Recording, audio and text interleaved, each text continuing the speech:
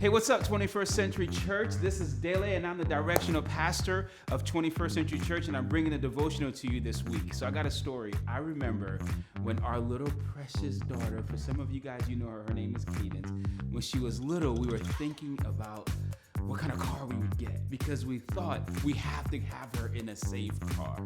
And so we searched all around looking for a car to get, and we finally realized we're gonna get this SUV that was awesome, like high ratings on safety, so our precious little Cadence would be safe. But then I remember there was a season in our life, and my wife, 𝐿, she was getting ready to go to school. She got accepted for a dream position at Ohio State University to get her PhD in sociology. And that car that we loved so much, you get it, we had to exchange it.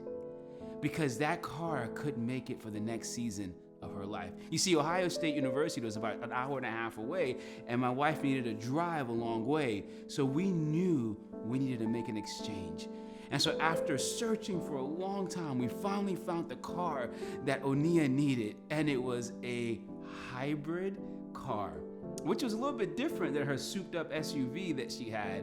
But 𝐿 knew I have to get in this hybrid because you see, this hybrid had better gas mileage, it was more effective, and Cadence was grown now. So this old SUV, although we enjoyed the memory, 𝐿 can see the joy ahead. And she knew this new car hybrid would be perfect. So long story short, we made an exchange. We traded that car in, we got that hybrid, and guess what? 𝐿 graduates in May this year. Woohoo!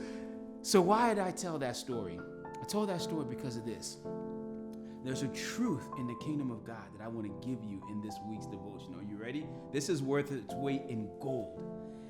There's always gonna be an extravagant exchange that you're gonna have to make to get to where God is calling you to go. Say that again. There's always gonna be an extravagant exchange that you will have to make to get to where God is calling you to go. There's no other way about it. Some of you watching this video have been waiting for years for God to do something miraculous. Can I tell you something? God is actually waiting on you. Because there's a story in the New Testament Bible that talks about a guy who he was just going about his business and he found this treasure hidden in the field. And Jesus talked about that treasure being like the kingdom of God, right? That when someone found it with joy, this guy he hid it, and then he went back and he sold everything he had so he can come back and buy that field. There was no sadness. He knew what he had discovered was so much greater, was so much more. And so for some of us, God has shown us a beautiful glimpse of our future. He showed us this amazing thing that he's calling us to do.